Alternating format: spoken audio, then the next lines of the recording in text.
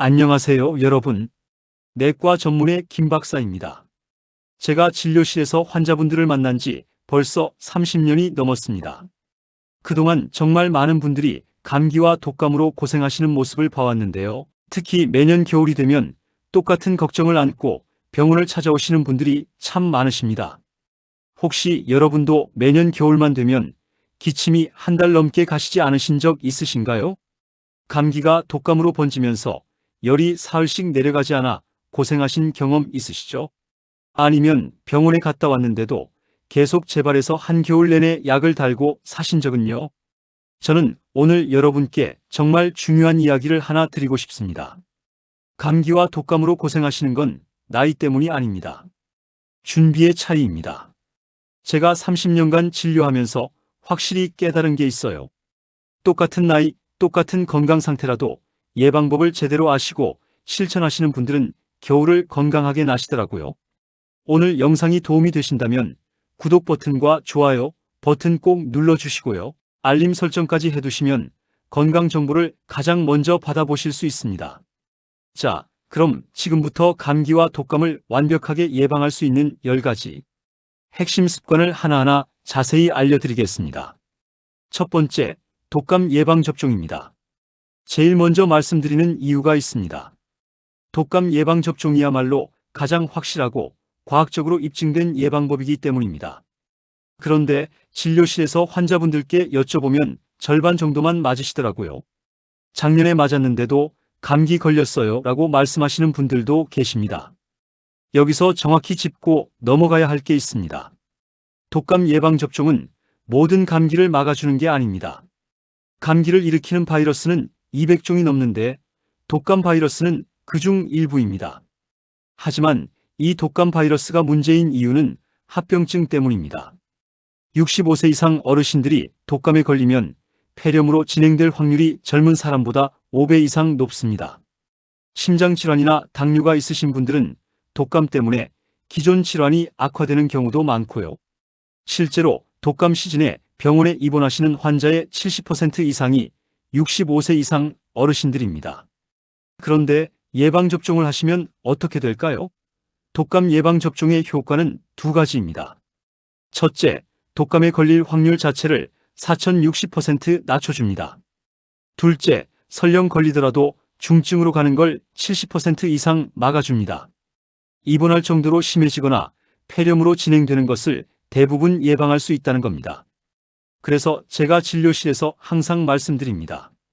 독감 예방접종은 선택이 아니라 필수라고요. 특히 65세 이상이시거나 당뇨, 고혈압, 심장질환 같은 만성질환이 있으신 분들은 반드시 맞으셔야 합니다. 맞는 시기도 중요합니다. 독감은 보통 11월부터 이듬해 3월까지 유행하는데 접종 후 2주 정도 지나야 항체가 생깁니다.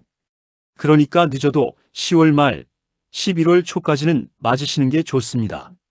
요즘은 보건소에서 65세 이상은 무료로 맞을 수 있으니까 꼭 챙기시기 바랍니다. 두 번째, 올바른 손 씻기입니다. 손 씻기가 뭐 그리 대단하냐고 생각하실 수 있는데요. 제가 30년간 환자들을 진료하면서 확신하게 된 게 있습니다. 손 씻기만 제대로 해도 감기와 독감을 절반 이상 예방할 수 있습니다. 왜 그럴까요? 우리 손은 하루 종일 온갖 물건을 만집니다. 문 손잡이, 엘리베이터 버튼, 지하철 손잡이, 마트 카트, 은행 볼펜까지. 이런 곳에는 수백만 마리의 바이러스와 세균이 살고 있습니다. 그런데 무의식 중에 손으로 눈을 비비거나 코를 만지거나 입을 만지잖아요. 그 순간 바이러스가 우리 몸속으로 들어옵니다.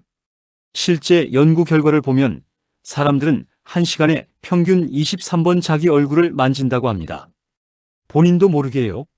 그러니까 손에 묻은 바이러스가 얼마나 쉽게 우리 몸으로 들어올 수 있겠습니까? 그런데 손만 제대로 씻어도 이 경로를 완전히 차단할 수 있습니다. 연구에 따르면 비누로 30초 이상 손을 씻으면 손에 있는 바이러스의 99.9%가 제거됩니다. 놀랍지 않습니까? 그럼 어떻게 씻어야 할까요? 제가 환자분들께 항상 알려드리는 6단계 손 씻기 방법이 있습니다. 첫째, 손바닥과 손바닥을 마주대고 문질러 줍니다. 둘째, 손등과 손바닥을 마주대고 문질러 줍니다. 양손 다요. 셋째, 손가락을 끼고 손바닥을 비벼서 손가락 사이사이를 씻어줍니다. 넷째, 손가락을 마주 잡고 문질러서 손톱 밑을 씻어줍니다. 다섯째, 엄지손가락을 다른 손으로 돌려주면서 씻습니다. 여섯째, 손가락을 반대편 손바닥에 놓고 문질러서 손톱 밑까지 깨끗이 씻어줍니다. 이렇게 하면 정확히 30초 정도 걸립니다. 생일 축하 노래를 2번 부르는 시간이라고 생각하시면 돼요. 언제 씻느냐도 중요합니다. 외출 후 집에 돌아왔을 때, 식사 전후, 화장실 사용 후, 기침이나 재채기 후에는 반드시 씻으셔야 합니다. 특히 병원이나 은행처럼 사람이 많은 곳에 다녀오셨을 때는 집에 들어오자마자 손부터 씻으세요. 한 가지 더 말씀드리면 손 소독제도 좋지만 비누와 물로 씻는 게 더 좋습니다. 손 소독제는 바이러스를 죽이기는 하지만 손에 묻은 오염물질까지 제거해주지는 못하거든요. 그러니까 가능하면 비누로 씻으시고 밖에서 물이 없을 때만 손 소독제를 쓰시는 게 좋습니다. 세 번째, 마스크 착용입니다. 코로나 팬데믹을 겪으면서 마스크의 중요성을 다들 아시게 됐죠. 그런데 팬데믹이 끝났다고 마스크를 아예 안 쓰시는 분들이 많은데 독감 시즌에는 다시 마스크가 필요합니다. 왜냐하면 독감 바이러스는 비말, 그러니까 침방울을 통해 전파되기 때문입니다. 감염된 사람이 기침이나 재채기를 하면 수백만 개의 바이러스가 담긴 침방울이 2m까지 날아갑니다. 그게 우리 코나 입으로 들어오면 감염되는 거예요. 마스크를 쓰면 이 비말을 차단할 수 있습니다. 보건용 마스크 KF94나 KF80 마스크를 쓰면 바이러스 차단율이 94%, 80%입니다. 일반 덴탈 마스크도 5060%는 막아줍니다. 그런데 중요한 건 언제 쓰느냐입니다. 24시간 내내 쓸 필요는 없어요. 사람이 많이 모이는 곳에서만 쓰시면 됩니다. 병원, 지하철, 버스, 대형마트, 은행, 복지관 같은 곳이요. 특히 환절기나 독감 유행 시즌에는 이런 곳에서 마스크를 꼭 쓰시는 게 좋습니다. 마스크 쓰는 방법도 중요합니다. 코와 입을 완전히 덮어야 하고 코 부분을 눌러서 얼굴에 밀착시켜야 합니다. 턱에만 걸치거나 코를 내놓고 쓰시면 아무 소용이 없어요. 그리고 한번 쓴 마스크는 재사용하지 마시고 벗을 때는 귀에 거는 끝만 잡고 벗으세요. 마스크 앞면을 만지면 거기 묻은 바이러스가 손으로 옮겨갑니다. 네 번째, 실내 환기입니다. 겨울에 추우니까 창문을 꽁꽁 닫아두고 지내시는 분들 많으시죠? 그런데 이게 오히려 감기와 독감에 걸리기 쉬운 환경을 만듭니다. 밀폐된 실내에서는 바이러스 농도가 계속 높아집니다. 만약 가족 중 한 명이 감기에 걸렸는데 환기를 안 하면 그 사람이 기침할 때마다 나오는 바이러스가 실내에 계속 떠다니면서 다른 가족들도 감염시키는 거예요. 실제로 연구 결과를 보면 환기가 잘 되는 곳과 안 되는 곳의 바이러스 농도가 최대 10배까지 차이 난다고 합니다. 환기만 잘해도 실내 바이러스를 90% 이상 줄일 수 있다는 겁니다. 그럼 어떻게 환기해야 할까요? 하루에 최소 3번, 아침에 일어났을 때, 점심 식사 후, 저녁 시간에 한 번씩 창문을 활짝 열어주세요. 한 번에 10분 이상, 가능하면 맞바람이 치도록 양쪽 창문을 다 여는 게 좋습니다. 추워서 걱정이시라고요? 잠깐입니다. 10분 정도 환기한다고 실내 온도가 크게 떨어지지 않아요. 오히려 환기를 안 해서 공기가 탁해지면 호흡기가 더 나빠집니다. 그리고 환기할 때는 옷을 한 겹 더 입으시면 됩니다. 특히 아침에 일어나서 환기하는 게 중요합니다. 밤새 우리가 내쉰 숨의 습기와 이산화탄소가 가득 차 있거든요. 이걸 환기로 빼내고 신선한 공기로 채워주면 하루를 상쾌하게 시작할 수 있습니다. 미세먼지가 심한 날은 어떻게 하냐고요? 미세먼지 농도가 나쁨 이상일 때는 환기 시간을 5분 정도로 줄이시고 공기청정기가 있으시면 함께 사용하세요. 그래도 아예 안 하는 것보다는 짧게라도 하는 게 낫습니다. 다섯 번째, 적절한 실내 습도 유지입니다. 겨울철 건조한 공기, 이것도 감기와 독감의 큰 원인입니다. 왜 그럴까요? 우리 코와 목의 점막에는 섬모라는 아주 작은 털이 있습니다.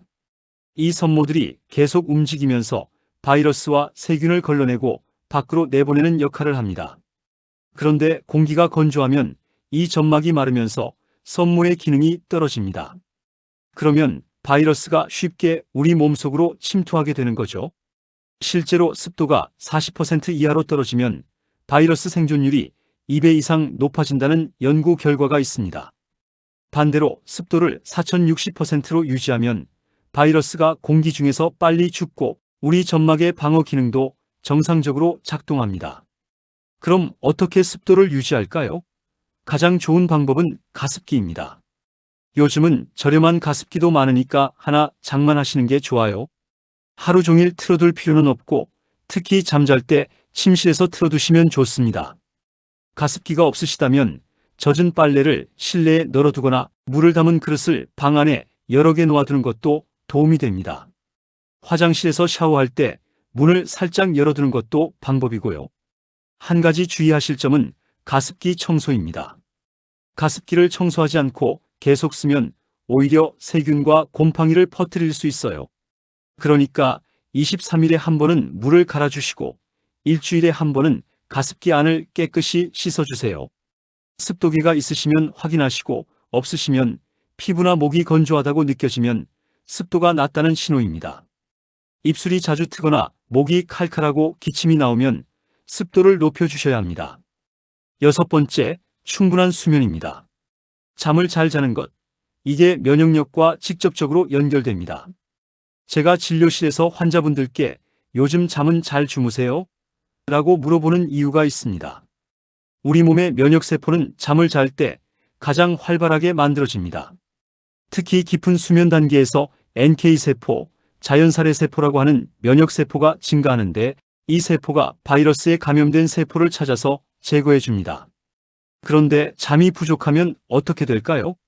연구에 따르면 하루 6시간 이하로 자는 사람은 7시간 이상 자는 사람보다 감기에 걸릴 확률이 4배 이상 높다고 합니다.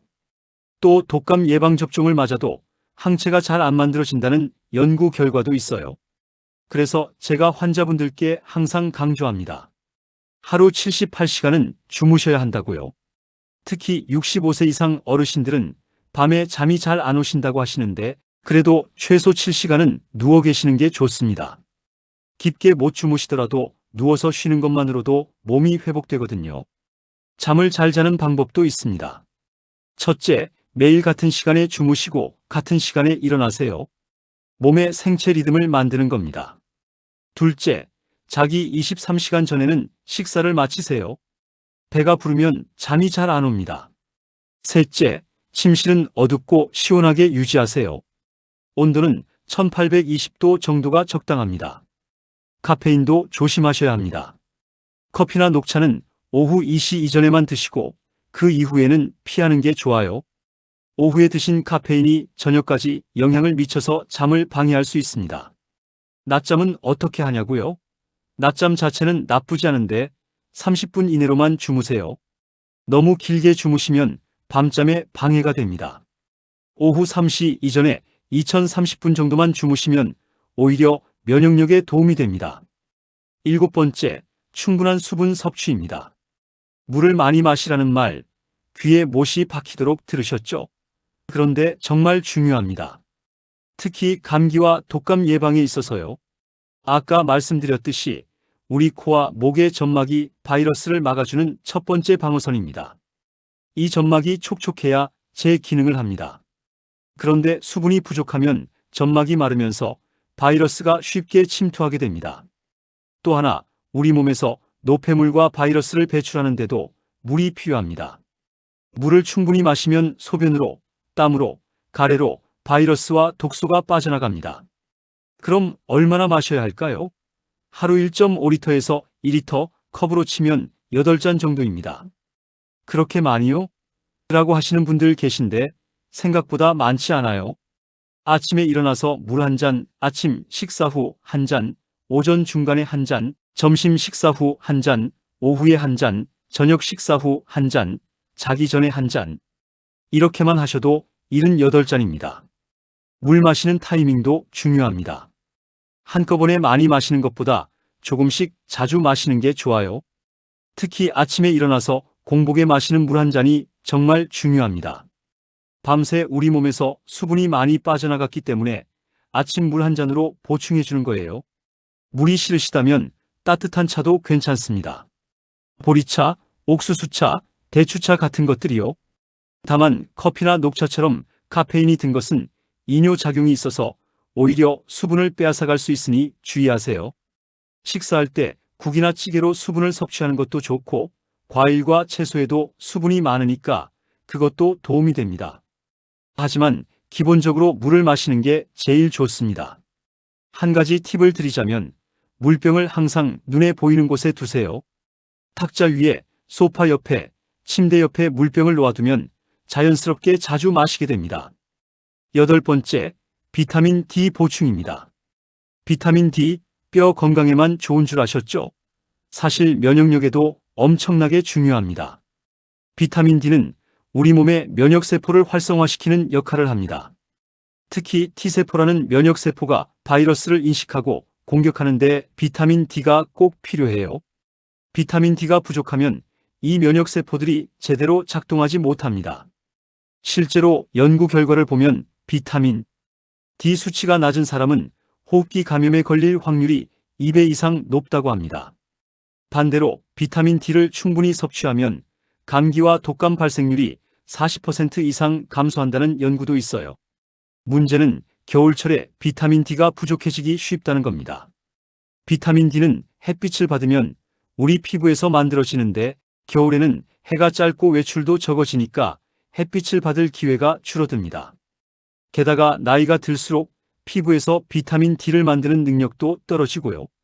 그래서 제가 65세 이상 환자분들께는 비타민 D 검사를 권해드립니다. 혈액 검사로 간단히 확인할 수 있어요. 만약 수치가 낮으면 영양제로 보충하시는 게 좋습니다. 비타민 D는 음식으로도 섭취할 수 있습니다. 연어, 고등어, 참치 같은 등푸른 생선에 많이 들어있고 계란 노른자, 우유, 버섯에도 있습니다. 하지만 음식만으로는 부족한 경우가 많아서 영양제를 드시는 게 확실합니다. 비타민 D 영양제는 하루 12,000 IU 정도가 적당합니다. 약국에서 쉽게 구할 수 있고 가격도 부담스럽지 않아요. 지용성 비타민이라서 식사 후에 드시는 게 흡수가 잘 됩니다. 그리고 날씨가 좋은 날에는 짧게라도 바깥에 나가서 햇빛을 쬐세요. 하루 1520분만 햇빛을 받아도 비타민 D가 만들어집니다. 손과 얼굴만 햇빛에 노출되어도 충분해요. 9번째, 규칙적인 운동입니다. 나이 들어서 무슨 운동이냐고 하시는 분들 계신데 오히려 나이 들수록 운동이 더 중요합니다. 특히 면역력을 위해서요. 규칙적인 운동은 우리 몸의 혈액순환을 좋게 만들어서 면역세포가 몸 구석구석까지 잘 돌아다니게 해줍니다. 또 운동을 하면 체온이 올라가는데 이것도 바이러스를 죽이는 데 도움이 됩니다. 연구 결과를 보면 일주일에 5일 이상 규칙적으로 운동하는 사람은 운동하지 않는 사람보다 감기에 걸릴 확률이 4050% 낮다고 합니다. 걸리더라도 증상이 훨씬 가볍고 빨리 회복된다고 하고요. 그럼 어떤 운동을 해야 할까요? 격렬한 운동은 오히려 면역력을 떨어뜨릴 수 있습니다. 중강도의 운동, 숨이 약간 차지만 대화는 할 수 있을 정도의 운동이 제일 좋아요. 걷기가 가장 좋습니다. 하루 30분씩 빠르게 걷기만 해도 충분합니다. 집 근처 공원을 한 바퀴 도는 것도 좋고 아파트 단지 안을 걷는 것도 좋아요. 날씨가 좋지 않으면 실내에서 제자리 걷기나 스트레칭을 하셔도 됩니다. 수영이나 요가, 체조도 좋습니다. 복지관이나 주민센터에서 하는 운동 프로그램에 참여하시는 것도 권해드려요. 혼자 하는 것보다 여럿이 함께하면 더 꾸준히 할 수 있거든요. 중요한 건 매일 하는 겁니다. 주말에 한 번 이 시간 운동하는 것보다 매일 30분씩 하는 게 훨씬 효과적입니다. 몸이 규칙적인 리듬에 적응하면서 면역력이 높아지는 거예요. 운동할 때 주의하실 점도 있습니다. 추운 날씨에 갑자기 나가서 운동하면 오히려 감기에 걸릴 수 있어요. 외투를 입고 나가서 몸이 따뜻해지면 벗으세요. 그리고 운동 후에는 땀을 빨리 닦고 옷을 갈아입으세요. 땀에 젖은 옷을 입고 있으면 체온이 떨어져서 위험합니다. 10번째, 스트레스 관리입니다. 마지막으로 스트레스 관리입니다. 이게 왜 감기 예방과 관련이 있냐고요? 엄청난 관련이 있습니다. 스트레스를 받으면 우리 몸에서 코르티솔이라는 스트레스 호르몬이 나옵니다. 이 호르몬이 계속 높게 유지되면 면역세포의 기능이 떨어집니다. 실제로 만성 스트레스를 받는 사람은 면역력이 정상인보다 3040% 낮다는 연구 결과가 있어요. 제가 진료실에서 보면 스트레스를 많이 받으시는 분들이 감기에도 자주 걸리시고 한 번 걸리면 오래 가십니다. 같은 바이러스에 노출되어도 스트레스가 많은 사람이 더 쉽게 감염되는 거죠. 그럼 어떻게 스트레스를 관리할까요? 완전히 없앨 수는 없어도 줄일 수는 있습니다. 첫째, 좋아하는 활동을 하세요. 책 읽기, 음악 듣기, 산책하기, 친구 만나기, 뭐든 좋습니다. 하루에 30분이라도 내 자신을 위한 시간을 가지세요. 둘째, 깊은 호흡을 하세요. 스트레스를 받을 때 우리는 호흡이 얕아집니다. 의식적으로 깊게 숨을 들이마시고 천천히 내쉬는 연습을 하세요. 하루에 5분씩만 해도 스트레스 호르몬이 줄어듭니다. 셋째, 사람들과 어울리세요. 사회적 관계가 면역력에 정말 중요합니다. 혼자 계시지 말고 친구들도 만나고 동호회 활동도 하고 봉사 활동도 해보세요. 다른 사람들과 이야기하고 웃는 것만으로도 스트레스가 줄어듭니다. 넷째, 긍정적으로 생각하세요. 같은 상황도 어떻게 받아들이느냐에 따라 스트레스가 달라집니다. 나이 들어서 힘들다가 아니라 오늘도 건강하게 살아있다로 생각을 바꿔보세요. 마지막으로 잘 웃으세요. 웃음이 정말로 면역력을 높입니다. 코미디 프로그램을 보거나 재미있는 영상을 보거나 손주들과 놀아주면서 크게 웃어보세요. 웃으면 엔도르핀이라는 행복 호르몬이 나와서 면역세포가 활성화됩니다. 자, 지금까지 감기와 독감을 완벽하게 예방하는 10가지 핵심 습관을 말씀드렸습니다. 다시 한번 정리해 드릴게요. 첫째, 독감 예방접종 반드시 맞기. 특히 65세 이상은 필수입니다. 둘째, 올바른 손 씻기. 비누로 30초 이상 하루 여러 번 씻으세요. 셋째, 사람 많은 곳에서 마스크 착용하기. 넷째, 하루 3번 이상 실내 환기하기. 다섯째, 실내 습도 4060%로 유지하기. 여섯째, 하루 78시간 충분히 수면 취하기. 일곱째, 하루 1.5리터 물 마시기. 여덟째, 비타민 D 보충하고 햇빛 쬐기. 아홉째, 하루 30분 규칙적으로 운동하기. 10번째, 스트레스 관리하고 웃으며 지내기. 이 10가지 어렵지 않죠? 특별한 약이나 비싼 치료가 아닙니다. 오늘부터 바로 실천할 수 있는 생활 습관입니다. 제가 30년간 환자분들을 진료하면서 확실히 깨달은 게 있습니다. 감기와 독감으로 고생하시는 건 나이 때문이 아니라 준비의 차이라고요. 똑같은 65세, 70세, 80세라도 이 10가지를 실천하시는 분들은 겨울을 건강하게 나십니다. 여러분, 이제는 달라질 수 있습니다. 올해 겨울은 감기 걱정 없이 건강하게 보내실 수 있어요. 오늘 제가 말씀드린 10가지 중에서 하나씩만 실천해 보세요. 한꺼번에 다 하려고 하지 마시고 하나씩 익숙해지면 하나씩 추가하는 거예요. 먼저 독감 예방접종부터 맞으시고 손 씻기부터 시작해 보세요. 그리고 매일 물 한 잔씩 더 마시고 산책도 시작해 보세요. 작은 실천이 모여서 큰 변화를 만듭니다. 저는 여러분이 이번 겨울을 건강하게 나시고 봄에 활짝 웃는 모습으로 만날 수 있기를 진심으로 바랍니다. 30년간 수많은 환자분들을 봐왔지만 예방이 최고의 치료라는 걸 확신합니다. 오늘 영상이 도움이 되셨다면 구독 버튼과 좋아요 버튼 꼭 눌러주시고 주변 어르신들께도 공유해주세요. 알림 설정까지 해두시면 다음 건강 정보도 가장 먼저 받아보실 수 있습니다. 다음 영상에서는 면역력을 높이는 겨울철 식습관을 주제로 찾아뵙겠습니다. 어떤 음식을 먹어야 감기를 이길 수 있는지, 어떤 식재료가 면역력을 높여주는지 구체적으로 알려드릴게요. 건강하십시오. 감사합니다.